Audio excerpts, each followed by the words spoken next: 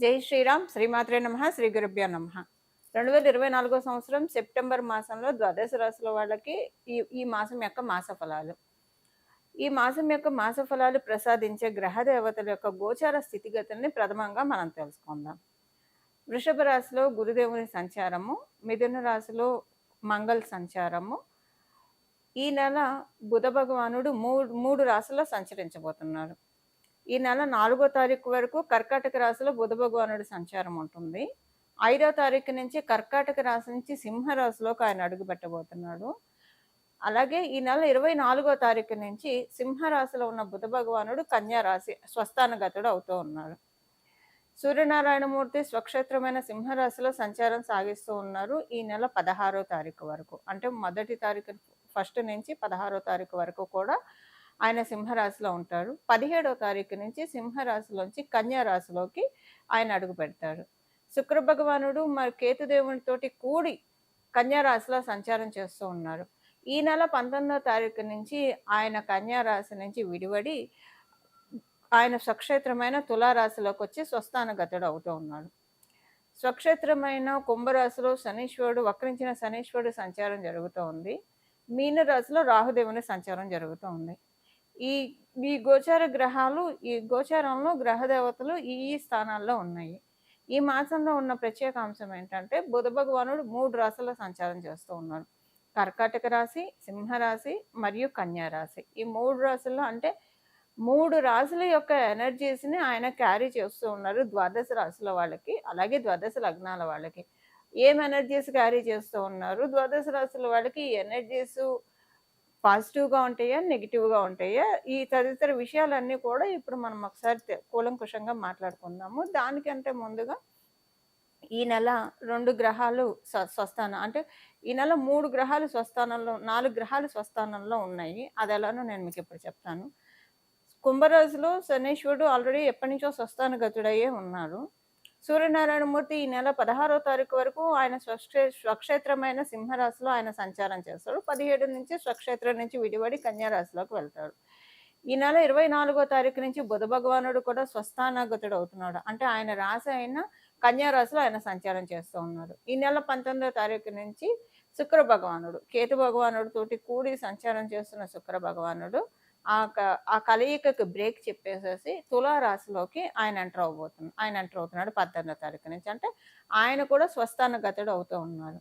ఈ నెల అంటే గోచారంలో 4 గ్రహాలు స్వస్థానంలో ఉంటున్నాయి. అంటే మధ్య మధ్యలో స్వస్థానంలో ఉంటున్నాయి. నెలంతా కూడా లేకపోయినా నెలంతా స్వస్థానంలో ఉన్నదైతే శనైశ్వరుడు వక్రించి ఉన్నా కూడా ఆయన మకర రాశి వైపే కాబట్టి ఆయన ఒక్కడే నెలంతా స్వక్షేత్రగతుడే అన్నది. మిగతా గ్రహాలు రవి, బుధ మరియు శుక్రులు వీళ్ళు మధ్యలో స్వస్థానగతులు అవుతున్నారు. స్వస్థానం నుంచి వేరే రాశిలోకి వెళ్తూ ఉన్నారు.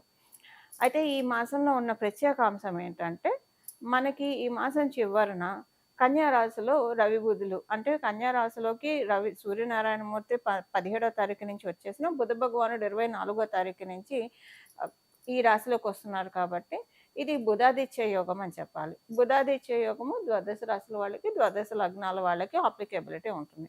ఎప్పుడైనా ఈ బుధాదిత్య యోగము కన్యా రాశిలో చాలా పవర్ఫుల్గా ఉంటుంది.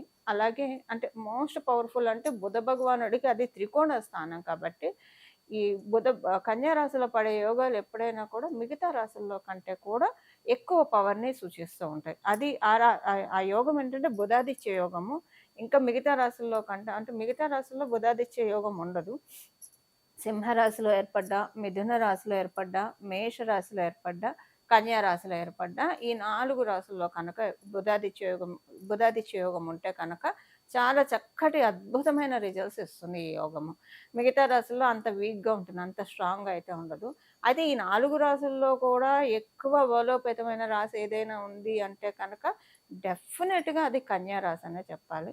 ఎందుకంటే బుధ భగవానుడు ఆయన స్వక్షేత్రము మరియు త్రికోణ స్థానం కూడా కాబట్టి ఈ నెల ప్రత్యేకించి ఏంటంటే కమ్యూనికేషన్స్ అన్నీ కూడా ఈ నెల యూనిక్గా అప్లికేబుల్ అయ్యే పాయింట్ అందరికీ కూడా సర్వజనావళికి కూడా యూనిక్గా అప్లికేబుల్ అయ్యే పాయింట్ ఒక 2 మాట్లాడుకొని తర్వాత విడివిడిగా ఏ రాశుల వాళ్ళకి ఎలా ఉంటుందో మనం చూద్దాము. యూనిక్గా అప్లికేబుల్ అయ్యే పాయింట్ ఏముంటుందంటే మ్యాక్సిమం అందరితోటి రిలేషన్స్ చాలా కుదుట పడతాయి. సంబంధాలు మెరుగవుతాయి. సంబంధ బాంధవ్యాలు చాలా మెరుగవుతాయి. ఒకవేళ ఎవరైనా వాటిలతోటి బాధపడుతుంటే, అరే! మనల్ని అవతలోడు సరిగ్గా అర్థం చేసుకోవట్లేదని బాధపడుతున్న వాళ్ళకి డెఫినిట్‌గా మేబీ ఒకవేళ మీరు సమ్‌టైమ్స్ అజంప్షన్స్ వల్ల కూడా కొన్ని ప్రాబ్లమ్స్ వస్తాయి. ఊహాగానాల వల్ల కూడా కొన్ని ప్రాబ్లమ్స్ వస్తాయి. సపోజ్ ఒకవేళ అలాంటి ఊహాగానమే అవతల వాళ్ళ మీద మీకుండి వాళ్ళు మిమ్మల్ని అర్థం చేసుకోవట్లేదని మీరు బాధపడుతుంటే, అది తొలగిపోయే విధంగా కొన్ని సిట్యుయేషన్స్ క్రియేట్ అవుతాయి. అరే! నేనే తప్పుగా అనుకున్నాను. వాళ్ళు కరెక్ట్‌గానే ఉన్నారు అని అనుకుంటారు. నిజంగానే వాళ్ళు కనుక ఎవరైనా సరే తప్పుగా అనుకుంటుంటే వాళ్ళు తెలుసుకుంటారు. సో, ఇదనే కాదు ఎక్కడైనా ఏదన్నా ట్రాన్సాక్షన్స్‌లో ఇప్పుడు డబ్బు విషయాల్లో కావచ్చు, ఏదైనా వ్యవహారాల్లో ఎవరికైనా పొరపచ్చాలు వస్తాయి. అవన్నీ సెటరేట్ అవుతాయి. ఒక్క మాటలో చెప్పాలంటే అందరి మనసుల్లో ఉన్న పొరపచ్చాలన్నీ కూడా మాక్సిమం కట్ డౌన్ అవుతాయి. ఎప్పుడు కూడా ఇది కలియుగంలో మనం ఉన్నాం. ఏది 100% అయితే సాల్వ్ అయ్యే ప్రాబ్లమ్ ఉండదు. బట్ 70% సాల్వ్ అయ్యే ప్రాబ్లమ్స్ ఉంటాయి. ఆ 30% అనేది అనుభవించి తీరాల్సిందే. మనం ఏం చేయలేం. ఎంత గ్రహదేవతల ఆశీస్సులు మనకు అందిస్తూ ఉన్నా కూడా 30% అన్‌సర్టెనిటీ అనేది డెఫినిట్‌గా మన లైఫ్‌ని లీడ్ చేస్తూనే ఉంటుంది. అది కలిపురుషుడి యొక్క ప్రకోపం వల్ల. ఇక కొన్నిటికి మనం సరెండర్ అయితే కనుక మన లైఫ్ చాలా బాగా ఉంటుంది. సో, ఇప్పుడు నేను ఈ విషయం అంతా ఎందుకు చెప్తున్నా అంటే యూనిక్‌గా అందరి మధ్య మంచి సంబంధ బాంధవ్యాలు ఏర్పడతాయి. సో, వసుదైక కుటుంబకం అనే నానుడిని నిజం చేస్తున్నా అన్నట్లు ఈ మాసం చివరి నుంచి మనకి కొనసాగుతుంది. అంటే 24 తారీఖు నుంచి ఇప్పుడు నేను చెప్పిందంతా 24 తారీఖు నుంచి అప్లికేబిలిటీ ఉంటుంది. బట్ 17 తారీఖు నుంచి కూడా దీనికి కర్టెన్ రైజర్ అని చెప్పాలి ఈ విషయానికి. ఇది అందరికి యూనిక్‌గా అప్లికేబిలిటీ ఉంటుంది. అదొక పాయింట్. అండ్ సెకండ్ థింగ్ ఏంటంటే అందరికీ కూడా మీరు అనుకుంటున్న కోరిక ఏదైతే ఉందో అంటే ఫైనాన్షియల్‌గా కావచ్చు, ఒక గృహం ఏర్పరచుకుందామని కావచ్చు, లేదంటే చదువుకోవాల్సిన వాటిల్లో కావచ్చు. ఇలా దేంట్లో అయినా సరే మీరు అనుకున్న వాటి విధంగా మీకు అవ్వకపోతూ ఉంటే ఈ మాసం దానికి తదనుగుణంగా మీరు ఏ పనులు చేస్తే మీరు అనుకున్న గోల్స్‌ని, మీరు అనుకున్న టార్గెట్స్‌ని మీరు రీచ్ అవ్వగలుగుతారో అలాంటి వాటిలకి గేట్‌వేస్ ఈ మాసం 17వ తారీఖు నుంచి ఓపెన్ అవుతాయి. ఇది ద్వాదశ రాశుల వాళ్ళకి, ద్వాదశ లగ్నాల వాళ్ళకి అందరికీ యూనిక్‌గా అప్లికేబుల్ అయ్యే పాయింట్స్ ఇప్పుడు నేను చెప్పినది. ఇప్పుడు మనము అసలు ఏ రాశి వాళ్ళకి ఈ మాసం అంతా ఎలా ఉంటుంది? అన్ని రాశుల వాళ్ళకి ఈ మాసం అంతా ఎలా ఉంటుందో మనం ఇప్పుడు చూద్దాము. ఇప్పుడు మనం మిథున రాశి వాళ్ళ గురించి మాట్లాడుకుందాం. మిథున రాశి వాళ్ళకి ఈ మాసం చక్కటి గ్రహస్థితి. మీ రాశ్యాధిపతి 3 రాశులు మారుతున్నాడు. 5వ తారీఖు నుంచి కర్కాటక రాశి, అలాగే మధ్యలో వచ్చేసేసి సింహరాశిలోకి వస్తున్నాడు. ఈ మాసం 24వ తారీఖు నుంచి సింహరాశిలోంచి ఆయన స్వక్షేత్రమైన కన్యా రాశిలోకి వెళ్ళిపోతున్నాడు. చాలా మార్పులుంటాయి ఈ మాసంలో మిథున రాశిలో పుట్టిన వాళ్ళందరికీ. ఏ ఏ విషయాల్లో మార్పులుంటాయి? ఫైనాన్షియల్ ట్రాన్స్‌ఫర్మేషన్ లేదా కుటుంబంలో ఏదన్నా మార్పులు జరగొచ్చు. మార్పులంటే మంచి మార్పులే ఉంటాయనుకోండి. కాతే కుటుంబంలో మార్పులు అంటే కొంచెం ఏంటంటే ఫైనాన్షియల్ మ్యాటర్స్‌లో మిమ్మల్ని అర్థం చేసుకోక మిమ్మల్ని కొంచెం మాటలన్నా అనొచ్చు. లేకపోతే మీ కుటుంబ సభ్యులు ఏదైనా ఒక విషయానికి ఫస్ట్ వీక్ అయితే కొంచెం టెన్షన్ పడతారు. ఆ తర్వాత సెట్ అయిపోతారు. ఎలాంటి ఇబ్బందే ఉండదు. తర్వాత మళ్ళీ బావుంటుంది. అంటే కమ్యూనికేషన్ విషయాల్లో బావుంటుంది. మీరేదన్నా ఒకళ్ళకి కమ్యూనికేట్ చేయాలంటే అది ప్రాపర్‌గా కమ్యూనికేట్ చేయగలుగుతారు. ఇలా కమ్యూనికేటివ్ ఫీల్డ్స్‌లో ఉన్నవాళ్ళు లేదా అసలు డే టు డే లైఫ్‌లో కమ్యూనికేషన్ చేయకుండా ఏ పని అవుతుంది? ఏ పని అవ్వదు కదా! అలా మనకి మిథున రాశిలో పుట్టిన వాళ్ళందరికీ కూడా మధ్యలో బావుంటుంది. 5వ తారీఖు నుంచి బావుంటుంది. ఇంకా లాస్ట్‌లో మనకేంటంటే 24వ తారీఖు నుంచి ఇంకా చాలా చక్కగా యోగంగా ఉందని చెప్పాలి. మంచి ఫలితాలనొస్తాయి మీకు ఈ మాసము. ఎలా చూసుకున్నా బావుంది. అయితే ఇప్పుడు మనం ఒకసారి సెగ్మెంట్స్ వైస్‌గా డిస్కస్ చేద్దాం. అసలు మిథున రాశిలో ఉన్న వాళ్ళకి ఏ సెగ్మెంట్‌లో ఉన్న వాళ్ళకి ఎలాంటి ఫలితాలుందనేది ఒక్కొక్క 1 పాయింట్‌లో మనం క్లుప్తంగా తెలుసుకుందాం. మొదటగా గృహిణులను గురించి మనం మాట్లాడుకుందాము.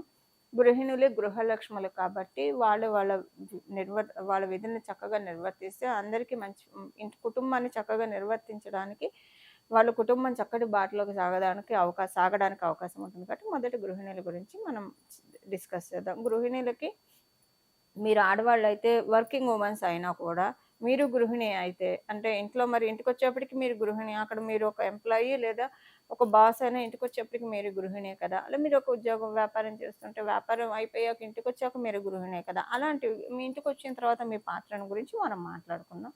అసలు ఇంట్లో గృహస్థాశ్రమ ధర్మంలో గృహిణిగా నిర్వర్తిస్తున్న వాళ్ళ గురించి కూడా మనం మాట్లాడుకుందాం. గృహిణీలందరికీ కూడా ఈ మాసము అనుకూలమైన పరిస్థితులే ఉన్నాయి. కాతే ఫస్ట్ వీక్ కొంచెం స్ట్రెస్ ఉంటుంది. మానసికంగా కొంచెం డౌన్ అయినట్లు అనిపిస్తుంది. ఆహ్, కొంచెం ఎందుకో మాటలు పాస్ట్‌లో జరిగిన విషయాలన్నా మీకు గుర్తొస్తాయి. మీకు ఫస్ట్ థింగ్. ఎప్పుడో ఏదో జరిగిపోయిన విషయం ఏదో కారణం చేత గుర్తొచ్చి బాధపడతారు. లేకపోతే కనుక ఇప్పుడు ఎవరైనా మీ దగ్గరకొచ్చి పాస్ట్‌లో జరిగిన విషయాన్ని గుర్తు చేసి మిమ్మల్ని కొంచెం బాధ పడేట్లు చేయొచ్చు. ఫస్ట్ వీక్ వరకే ఈ పాయింట్ అప్లికేబిలిటీ ఉంటుంది. ఆ తర్వాత ఈ పాయింట్ అనేది మొత్తానికి కట్ అయిపోతుంది. తర్వాత ఏంటంటే ఇంకా మిగతా ఫస్ట్ వీక్ తర్వాత మిగతా 3 వీక్స్ అయితే మామూలుగానే ఉంటుందండి. ప్రశాంతంగా మీ పనులు మీరు చేసుకుంటారు. చాలా చురుగ్గా చేసుకుంటారు. మానసిక బలం ఎక్కువగా ఉంటుంది. శారీరక బలం, శారీరక దృఢత్వంతోటి కూడి మీ పనులన్నీ కూడా ఈ మాసంలో చక్కగా చేసుకుంటారు. ఇది గృహిణులకి. ఇంకా మనం ఉద్యోగస్తులకి మనం చూస్తే కనుక ఉద్యోగస్తులందరికీ కూడా ఈ మాసం అనుకూలంగానే ఉంది. ఎలాంటి ఇబ్బంది లేదు.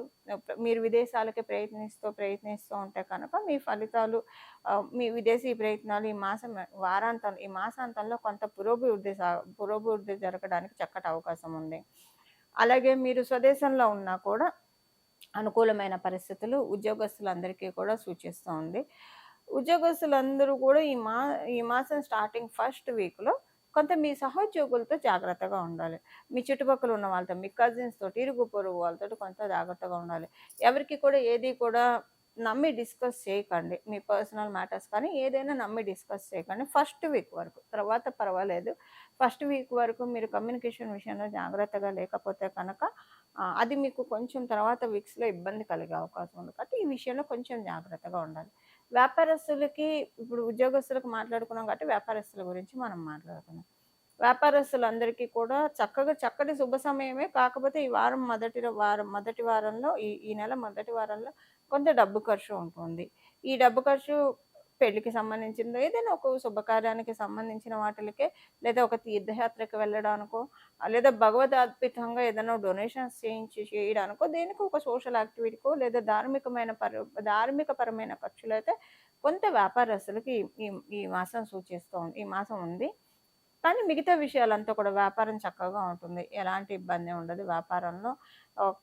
ఏంటంటే కొంచెం దిగులు ఉంటుంది. వ్యాపారం సాగుతూ ఉన్నా ఎందుకో సరిగ్గా సాగట్లేదేమో అన్న దిగులైతే కొంత ఉంటుంది.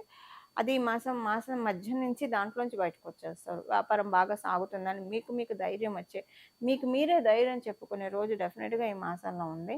ఆహ్, తో అందువల్ల ఏంటంటే వ్యాపారస్తులందరికీ కూడా చాలా చక్కగా ఉంది ఈ మాసము. గృహిణులకు సారీ. విద్యార్థినుల గురించి మాట్లాడుకుందాం. విద్యార్థినులకి కొంత హెల్త్ ప్రాబ్లమ్స్ ఉంటాయి.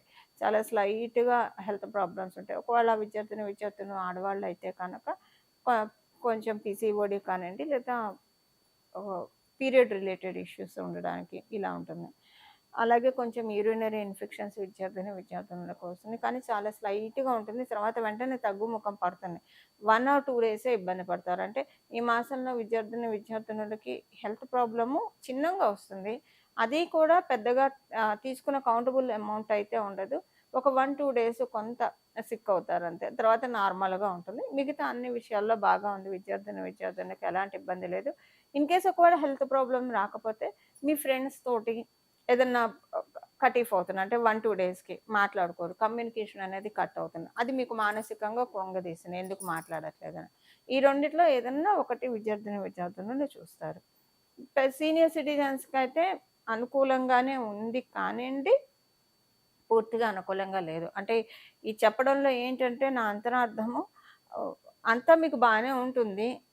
కానీ ఎందుకో మనసులో ఏదో తెలియని బాధ, బెంగ ఇది మిమ్మల్ని బాగా తినేస్తుంది మొదటిది. సెకండ్‌ది ఏంటంటే దేని గురించి ఎక్కువగా ఆలోచిస్తూ ఉంటారు. దేని గురించి ఎక్కువగా మదన పడుతూ ఉంటారు. ఆహ్, దానికి ఇదమిత్తంగా కారణం మీకు కూడా అర్థం కాదు. ఒక చిన్న ఇన్‌సెక్యూరిటీ అయితే బాధ పెడుతుంది. ఇంకా మిగతా విషయాలు అంతా బాగా ఉన్నా మీ ఆలోచనలే మీకు ప్రథమ శత్రువులు అని చెప్పాలి. దానివల్లే మీకు మనశ్శాంతి లేకుండా పోతుంది. మీ మనశ్శాంతిని దోచుకునే, మీ మనశ్శాంతిని కాజేసే ఏ విషయాన్ని కూడా టాలరేట్ చేయకండి. వాటిని షూట్ ఔట్ చేసి పడేసేయండి. అప్పుడు మీ మానసిక ప్రశాంతత మీతోటే ఉంటుంది.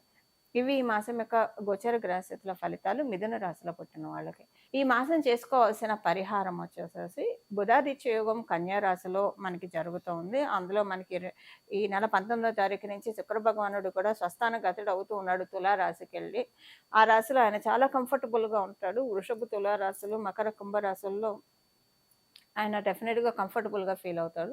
ప్రత్యేకించి తులారాశి కళత్రకారకుడైన శుక్ర భగవానుడు కళత్ర స్థానాల్లో చాలా బాగా ఉంటాడు. కళత్రం అంటే కళ్యాణం, స్పౌస్ అనమాట.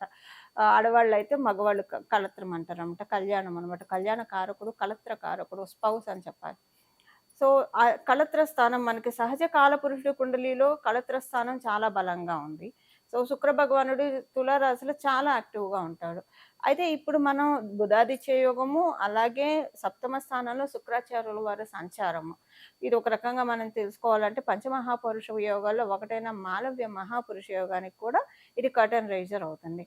అయితే ఏ ఏ ఏ ఏ విషయాల్లో మనం కనుక ఏ పరిహారం చేసుకుంటే అంటే మనం ఏ ప్రక్రియ చేస్తే ఈ యోగాలు మన జన్మ జాతకంలో ఉన్నా లేకపోయినా మనం తాత్కాలికంగా గోచరంలో వచ్చే యోగాన్ని మనం ఒడిసి పట్టుకోవచ్చు. మనం ఇప్పుడు ఒకసారి చూద్దాము.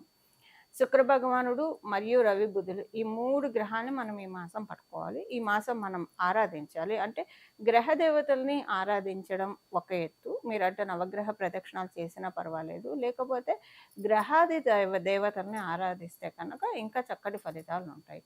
బుధాదిత్య యోగం కాబట్టి చక్కగా ఎవరికైనా బుధాదిత్య యోగం మీ జన్మ కుండలిలో ఉన్నా కూడా మీరు రోజు విష్ణు సహస్రనామం వినడం కనుక చదవడం వస్తే చాలా మంచిది. కొంతమంది చదవడానికి భయపడతారు. భయపడే వాళ్ళు వినడం, ఒకవేళ చదివే తీరిక లేకపోయినా సరే మీరు ఏ పని చేస్తూ ఉన్నా జస్ట్ అలా చక్కగా విష్ణు సహస్రనామం ప్లే చేస్తూ మీ పనులు మీరు చేసుకోవచ్చు.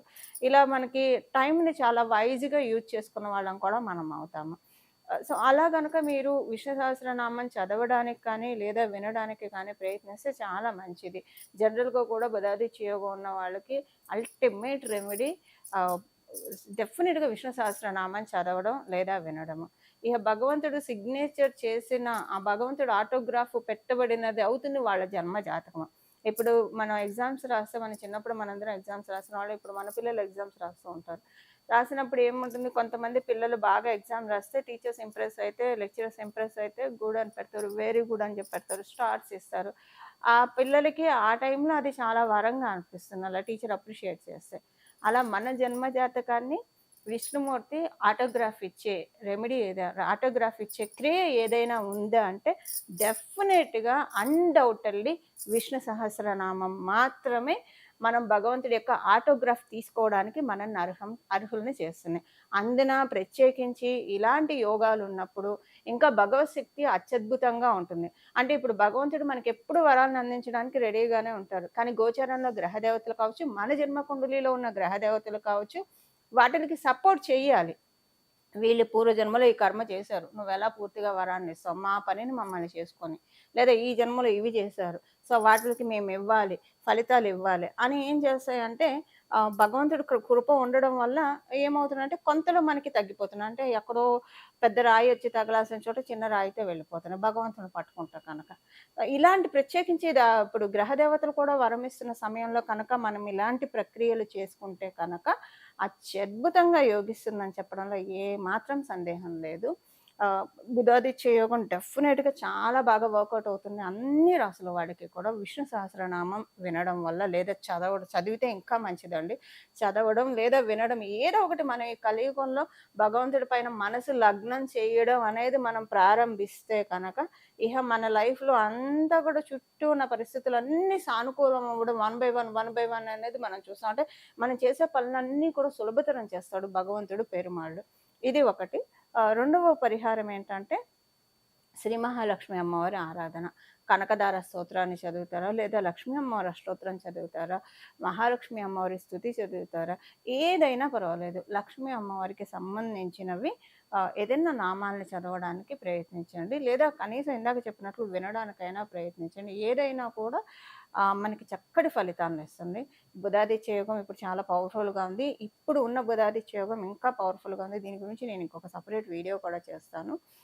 అందులో కూడా మీకు చక్కగా మొత్తం వివరాలు నేను చెప్పడానికి ప్రయత్నం చేస్తాను. ప్రస్తుతానికైతే ఈ మాసము విష్ణు సహస్రనామం చదవడము, అలాగే మరి అయ్యవారిని పూజించినప్పుడు అయ్యవారి వక్షస్థలంలో ఉన్న అమ్మవారిని కూడా మనం పూజించాలి కదా. అలా శ్రీ మహాలక్ష్మి అమ్మవారి సహస్రనామం చదవడం కానీ, వినడం కానీ, లేకపోతే మహాలక్ష్మి అమ్మవారికి సంబంధించిన ఏదైనా స్తుతి చేయడం వల్ల మనకి చాలా చక్కటి శుభ ఫలితాలు వస్తాయి. ఈ విధంగా మనం అందరం కూడా కాలాన్ని, భగవంతుడిచ్చిన ఈ కాలాన్ని చక్కగా సద్వినియోగం చేసుకుంటూ నిత్య దైనందిన జీవితంలో మన కర్తవ్యాల్ని, మన బాధ్యతల్ని మనం నిర్వర్తిస్తూ భగవంతుడి యొక్క పాదాన్ని మనం పట్టుకుందాము. మనందరం కూడా జీవన్ముక్తులం అవ్వడానికి ప్రయత్నిద్దాం. మంగళం. నమో భగవతే వాసుదేవాయ.